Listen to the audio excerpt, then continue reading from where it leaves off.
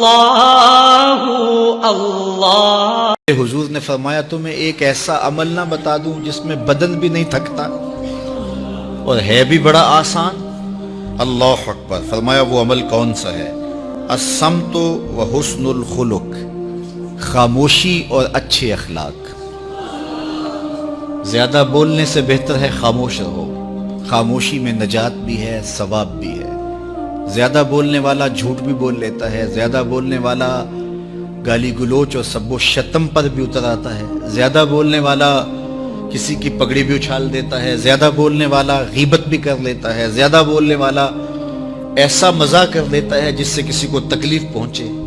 زیادہ بولنے والے سے بہت ساری غلطیاں ہو جاتی ہیں، جو تھوڑا بولے اس سے غلطیاں کم ہوتی ہیں، چونکہ انسان کے زیادہ گناہ جو ہے وہ اس کی زبان کی وجہ سے ہوتے ہیں۔ ایک روایت میں آتا ہے جب صبح ہوتی ہے سارے اعضائے بدنیاں زبان کے آگے ہاتھ جوڑتے ہیں، بی بی تو چپ رہنا، کیونکہ بولتی تو ہے اور مصیبت سارے اعضائے بدنیاں کو سہنا پڑتی ہے۔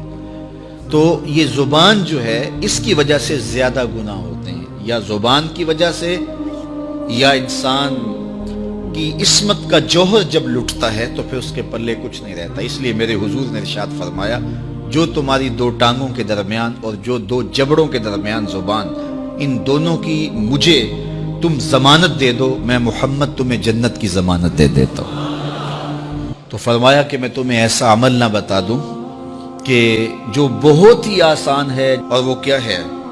الصمت، خاموشی، وحسن الخلق، اور دوسری بات اچھے اخلاق، رویوں کی خوبصورتی۔ کسی سے ملو تو ہنس کے ملو، کسی سے بات کرو تو لہجے میں نرمی ہو، کسی کی عزت آبرو کا خیال رکھو، بڑے کا احترام کرو، چھوٹے پر شفقت کرو، مخلوق خدا پر رحم کرو، اللہ کی مخلوق پر شفقت سے پیش آؤ، رسول کریم کی امت پر رحم کرو۔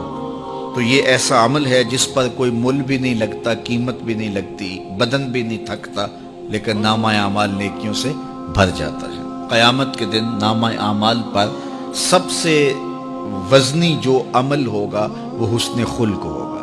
حضور نے فرمایا کہ بیہودگی اور فحش کلام کرنا یہ سب کچھ جو ہے، تو فرمایا یہ اسلام میں سے نہیں ہے، اور بہترین اسلام وہ ہے جس میں خلق اچھے ہو۔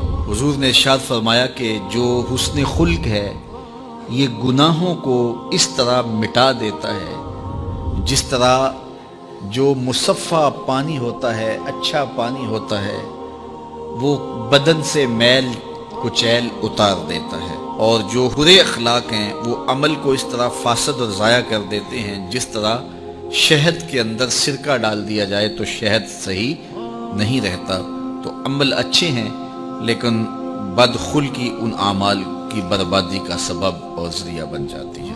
ہماری زبان جو ہے وہ ایسی خوبصورت باتوں سے مزین ہو کہ قیامت کے دن جب نامہ اعمال رکھا جائے تو حسن خلق کا وزن ہمارے گناہوں کو کم کر دے اور ہماری نیکیاں حسن خلق کی وجہ سے بلند اور بالا ہو۔ اللہ جل شانہ ہمیں معاملات کے اندر خوبصورتیاں نصیب فرمائے، رفق، نرمی نصیب کرے، معاف کر دینے کی توفیق نصیب کرے۔ اللہ اللہ اللہ اللہ اللہ اللہ